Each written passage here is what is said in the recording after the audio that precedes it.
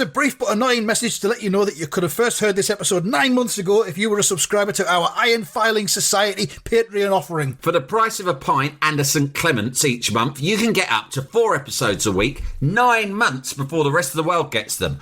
Early access to regular episodes, lots of other marvellous benefits, and there's absolutely no adverts or brief but annoying messages like this that will get right on your ticks. Find out more and subscribe now at tftimemachine.com/ironfilings. Here we go, here we go, here we go, here we go, this is it! This is Top Flight Time Machine. I am Andy Hotbody Dawson. Pow, pow, pow. I'm Sam Nifty Delaney, so what? Welcome along, it's the Pig Odyssey again. And I think the Cosmos, Sam, has been listening to us and throwing pig news at us over the past week or so. Because there's a couple of big pig stories. The biggest one appears to be... I'll give you the headline. Pig stuck in ditch, tempted out with Turkish delight. Yeah, we got sent this by a few people, didn't we? We did. And it's on the Telegraph, so I'm just using the excellent 12-foot ladder website, which bypasses paywalls. Oh, is that right? I didn't know that. Does most of them apart from the Times. Don't know if it does the IFS. Fucking hope not. Boris the Boar was stuck in a ditch. Firefighters tried but failed to entice the boar out of the hole with slings and guiding lines. He was finally freed with a simpler solution, being tempted by his favourite sweet treat. This happened on Thursday at 11 a.m. in near Chichester. Chichester, place of interest? Yeah, it's a place of interest to me. It's on my list of possible relocations. Relocation areas, yeah. Wasn't there going to be a John Chichester series of... There was, James Chichester. What we realised was, or was it Jeremy Chichester, is basically we came up with a system that if you do a Christian name beginning with J followed by a place name from anywhere in the UK, it's a great character for a sort of BBC drama series. Yeah, definitely. You may remember his enforcer, Jimmy Wigan. That's right, Jimmy Wigan. He was the rough diamond, wasn't he? Yeah, he was very much the Terry McCann of the piece. Yeah, I like Jimmy Wigan better than James Chichester. Yeah, he might get his own spin-off series. Yeah. I'm looking at this pig story. Is there anything in it? It was tempted out by Turkish delight. The pig was pictured lying in mud, entangled in rope, but not in any visible pain. And the fire rescue said, "We were called to reports of a large pig trapped in a ditch in Burnham Road near Chichester. Joint Fire Control mobilised the service's technical rescue unit to the scene to rescue the animal. Slings and guiding lines were used to support Boris the pig out, encouraging him to leave the ditch and return to his field. However, he was mostly encouraged out by his favourite snack, Turkish delight! ! Whoa. It says in this press release. Boris was rescued with no injuries and was soon reunited with his owner. So there you go. There's not really anything to add to that. Other than Turkish delight has been used to lure people in the past, hasn't it? I'm pretty sure in The Lion, the Witch and the Wardrobe, the queen, the wicked queen, she lures one of the children onto her horse and carriage type setup that she goes about in, using Turkish delight. Do you remember that? That's the thing. I don't remember it. I've not Wardrobe, Lion, Witch and the Wardrobe, Turkish since childhood. Yeah, it's not something that I'm particularly keen on. Those stories, I didn't like when I was a kid. I just found them spooky, and then when I got older, I found them annoying. But this is one of the key things I remember, partly because in the young ones they did a sort of a spoof version. They did one episode that was based on the plot of The Lion, the Witch and the Wardrobe. And Vivian walks through a wardrobe in their student house and ends up in a Narnia-type wintry netherworld. And he gets tempted onto the Wicked Queen's carriage by Turkish delight as well. Anyway, it says here, Turkish delight in summary. Turkish delight is a candy made with starch and sugar that that commonly comes in flavours like rose, orange and lemon.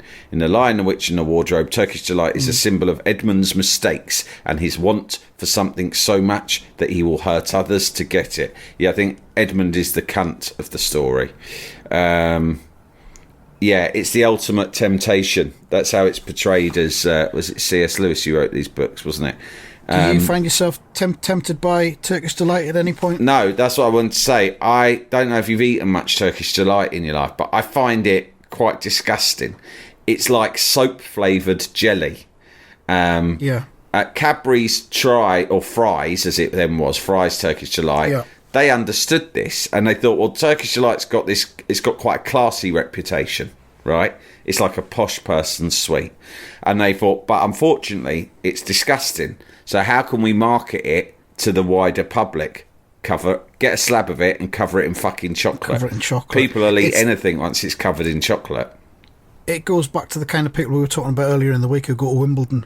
Yeah. The upper middle classes who are grasping for that upper class status. They'd probably buy Turkish Delight, but they'd buy the stuff that's covered in sugary dust. Sugary dust in a box. So would you care for a Turkish Delight? Talking of those kind of people, there's a very simple system that I've established for identifying a red flag of sort of, uptight Middle England Tory wannabes, right?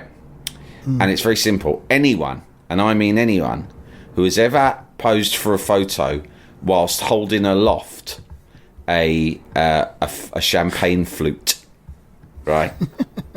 Anyone who has posed for a picture and anyone who has willingly or almost asked for themselves to have a photo taken of them holding a glass of champagne, like the picture byline used by former tabloid royal correspondent James Whittaker, right?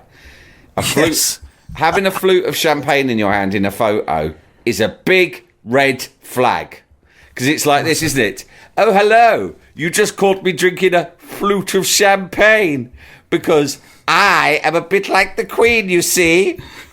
Well, it's kind of like at Wimbledon the other day, they had to warn somebody because they popped a champagne bottle cork while one of the players was serving. It was on one of the lesser courts, like court number 11 or whatever. Yeah. But some fucker was popping open his champagne while they were about to serve, and the judge said, if you must open your champagne, please do it when the players aren't serving. Yeah. Well, and the lady tennis player was playing, just like nodded her head like, yeah, fucking hell, mate. Champagne is kind of naff. There's something naff about champagne because it is sort of like a Daily Mail's reader's idea of high-class luxury. And do you know the type of photo I mean, Andy? Just like, it's always at some wedding or something like that. And there'll just be a picture of someone in a hired suit and they're holding a glass of champagne, just usually about breast height, but they're really brandishing it, wearing their champagne like a badge. It's like, fucking hell, you can get champagne down at the local fucking newsagents, mate. It's nothing special. I mean, have a glass of champagne by all means, but don't make a big deal out of it. Don't say, oh, I've got a flute of champagne, quickly take a photo of us. I'll stand by the fireplace with my flute of champagne. Yes, that's right. It's like I'm in a James Bond film. Champagne's ridiculously overrated. It's fucking stupid, There's mate. There's much nicer drinks. I was at my wedding. You know, people come in and you give them a drink at the reception. And my Italian cousin goes to me, what is this drink? Is it champagne? I went, no, it's not champagne. It's Prosecco. And he went, good. Do you do that because you prefer Prosecco? And I said, no, it's just much fucking cheaper. And he found that very funny, but it was true. I can't tell the difference, and it was cheaper anyway, so why get champagne?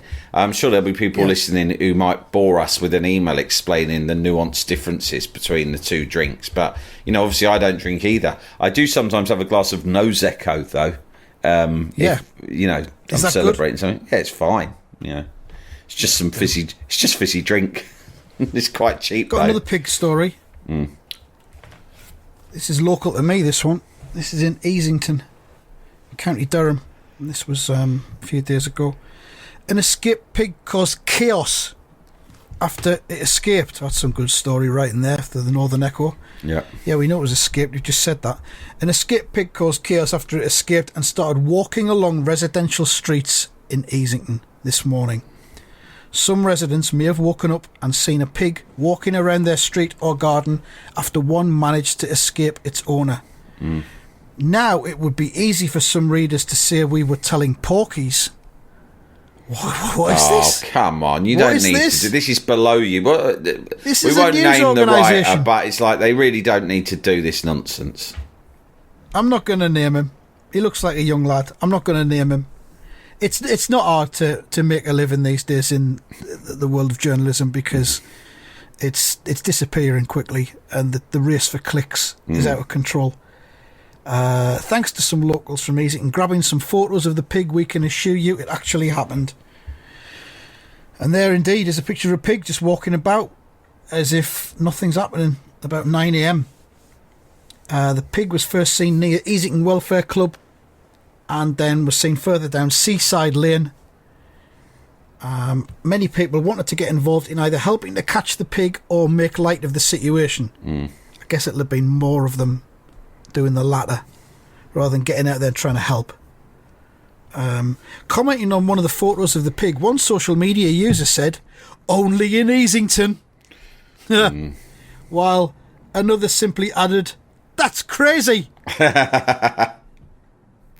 However, others were concerned for the welfare of the animal, with one person chiming in with, "Has anyone actually got it safe? Is it safe?"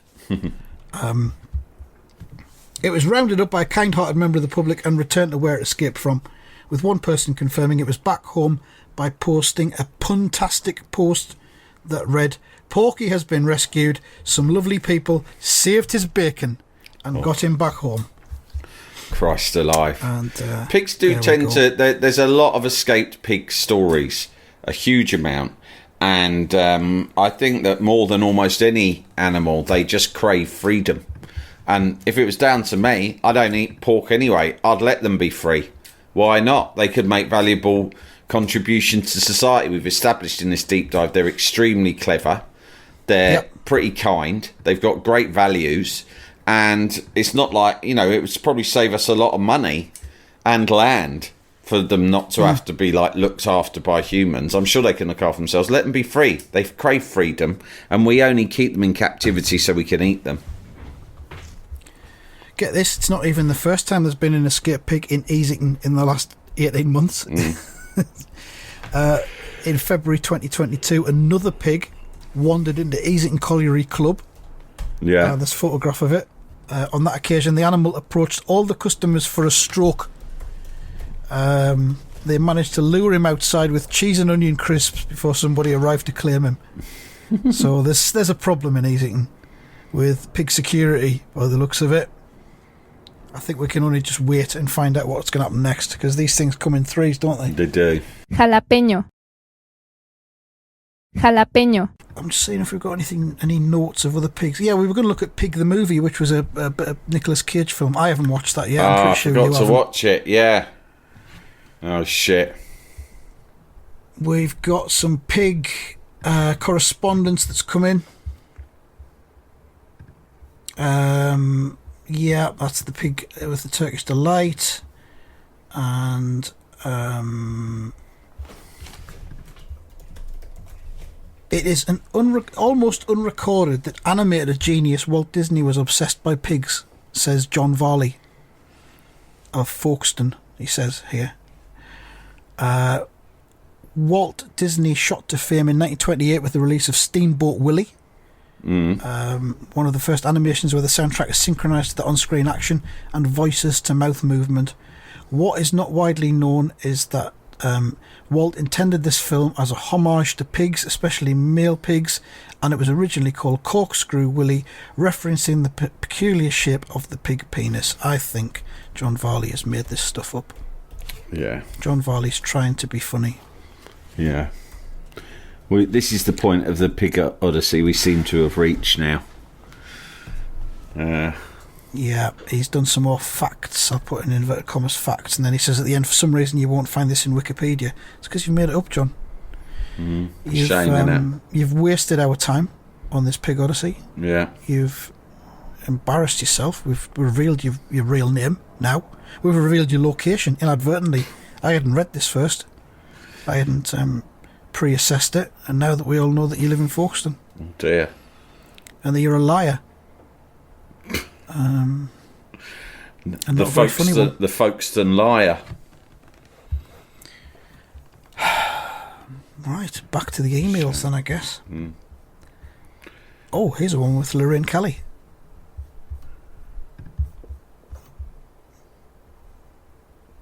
ITV's Lorraine predicts Boris Johnson resignation with psychic pig before show pulled off air. Fucking hell. That's from last year. She got a psychic pig. She had, well, it was not hers, it was just on the show. Yeah. Kate Robinson, you're sending us stuff And from now last it's year. time for the regular put spot on the show where we bring out my psychic pig to make its political predictions of the week. Come away in. Be a great slot on any show. Would be. I mean, I was going to say we should get ourselves a show pig. Oh yeah. But Lewis Clare would be on the emails like lightning, He would. offering us one at a reduced rate. Why don't we replace Results Bot? He's been nothing but trouble last couple of years anyway with Results Pig. What, getting too good? Got too good, and his lifestyle issues are threatening to reflect badly on us as a brand. So I'm just wondering whether it's time to send him off to the robot farm in the sky and bring in Results Pig. Might be. I'm just still looking for more pig stuff here. Straight pig. Irish pig racing on YouTube. We mentioned that last time. Yeah. God, you know, we're running short on the Pig Odyssey here, Sam. I think it's run out of steam. I can tell you, I think it probably has, but I can tell you, just to sort of fill in the rest of this, that there was not an escaped pig, but there is currently an escaped lion in Devon. I've talked a lot about Devon's lion problem. It's something that I've followed. Googling Devon's lion problem. It's something I've followed for a long time. I am Googling the story because there's one that I saw last week that was a recent story, right? I met a woman last week, and I was in Margate, and I said, "Do you live around there?" She went, "No, I live down in Exmoor in Devon." And I said, straight away, I was like, "Right, tell me about the lions down there." She went, "What are you talking about? There aren't any lions, right?" And I said, "There fucking is. It's well known that there are lions living wild in Devon." And I said, if you look in the local press around this time of year, there is always a story where a tourist was driving along late at night down a country lane when a figure jumped out of the bushes in front of them. They had to screech to a halt, and all they see is the silhouette of what appears to be a lion-shaped creature, which in my mind means a lion. Okay. Right? Yeah. And before... What else could it be? And they freeze, and they lock eyes, and then eventually the lion just jumps back, or the lion or whatever it is, jumps back in the fucking bushes and fucks off. And people say it's because in Devon, a lot of the old sort of aristos and toffs who used to live around there, or maybe still do and own land, you know, they would back in the day buy themselves exotic animals because it was a status symbol to own outlandish exotic animals. And so a few of them started buying lions, and it was a case of like keeping up with the Joneses. Do you know what I mean? Oh, he's got a fucking lion, I'm going to get a fucking lion. So it became fashionable. We're going back maybe 100 years or something, right? And so suddenly a lot of the local gentry around Devon have all got fucking lions living with them, right?